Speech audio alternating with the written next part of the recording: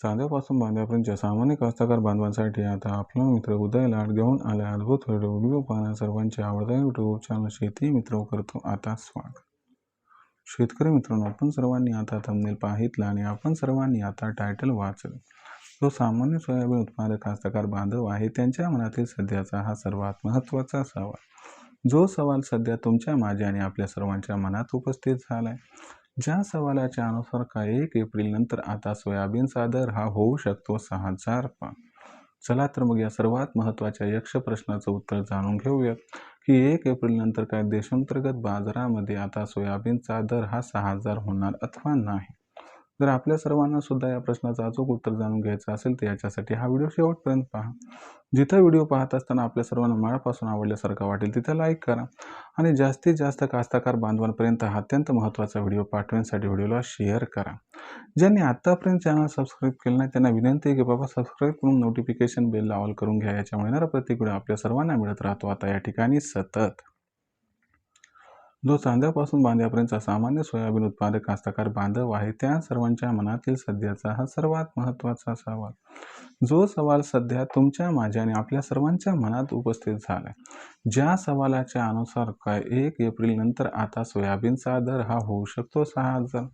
चला तर मग आपल्या मनातील या सर्वात महत्त्वाच्या प्रश्नाचं उत्तर जाणून घेऊयात की अखेर 1 एप्रिल नंतर सोयाबीनचा दर हा 6000 होणार अथवा नाही।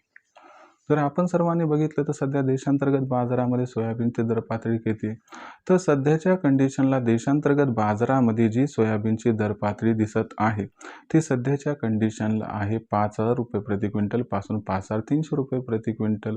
काही ठिकाणी सोयाबीनचा दर हा 5400च्या आसपास दिसत आहे। सध्याच्या कंडिशनला बघितलं तर अमेरिका, इराण, इस्रायलमध्ये जो संघर्ष आहे या संघर्षामुळे कच्च्या तेलाचे भाव वाढलेत, ज्याच्यामुळे खाद्यतेलाचे भाव वाढलेत, ज्यामुळं सध्या सोयाबीनचा भाव हा 200 ते 300 रुपयांनी वधारलेला दिसत आहे। इथून पुढे सोयाबीनचा दर हा कशा पद्धतीने राहणार हे डिपेंड करत आहे अमेरिका, इराण, इस्रायल यांच्या संघर्षाचं पुढे काय होतंय, अल निनोचं काय होतंय, पुरवठा किती राहतो आणि सगळ्यात महत्त्वाची गोष्ट आहे की भविष्यात सोयाबीनची मागणी ही कशा पद्धतीने राहू शकते। जर आपण बघितलं तर इथून पुढे संपूर्ण चित्र थोडंसं अस्पष्ट आहे। कारण असं झालं तर तसं होणार अशा पद्धतीची ही गणित आहेत। जर अल निनो आला, अमेरिका, इराण व इस्रायल यांच्यातील संघर्ष सुरू राहिला आणि पुरवठा 50% कमी झाला, जो की होणारच आहे, तर अशा परिस्थितीत 1 एप्रिल नंतर लगेच नाही पण 30 एप्रिलपर्यंत मात्र सोयाबीनचा भाव हा 100% 6000ला गवसणी घालताना दिसू शकतो। मी याच्या पुढे जाऊन असं म्हणेल की अल निनोची गॅरंटी निर्माण झाली तर जून ते सप्टेंबर महिन्यात सोयाबीनचा दर 7000ला सुद्धा गवसणी घालू शकतो। पण मला एवढंच म्हणायचं, ईश्वरचरणी एवढीच प्रार्थना आहे की बाबा 7000चा दर नाही मिळाल तर नाही मिळाल। कारण माझे जे काही या ठिकाणी कृषक बांधव आहेत ज्यांच्याकडे सोयाबीन आहे ते फार कमी येतं, ते पण म्हणतील की बा 100-500 कमी का जास्त क्विंटल मागं, पण अल निनो येऊ नये, पाऊस कमी पडू नये, आबादानी व्हावं, पाऊस काळ जास्त राहावा, पण सगळं निसर्गाच्या हातात आहे, आपल्या हातात काही नाहीये। त्याच्यामुळे लक्षात घ्या की अल निनोचा प्रभाव कसा राहतो, संघर्षाचं नक्की काय होते यावरती सोयाबीनचा भाव हा 6000 होणार अथवा नाही हे अवलंबून आहे।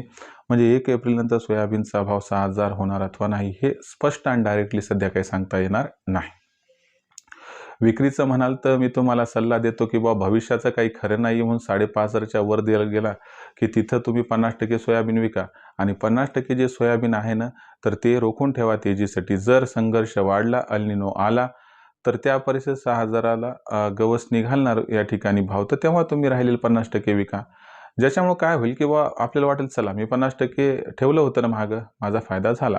आणि जर तुम्ही या ठिकाणी बघितलं की भाव 5.5 आहे, तिथून दर पातळी घसरली कारण संघर्ष समाप्त झाला म्हणून, तर मग त्या परिस्थितीत तुम्हाला या ठिकाणी हा दिलासा राहील की बरं झालं मी 50% विकलं होतं, नाही तर आज माझं 400-500 रुपये प्रति क्विंटल मागं नुकसान झालं असतं।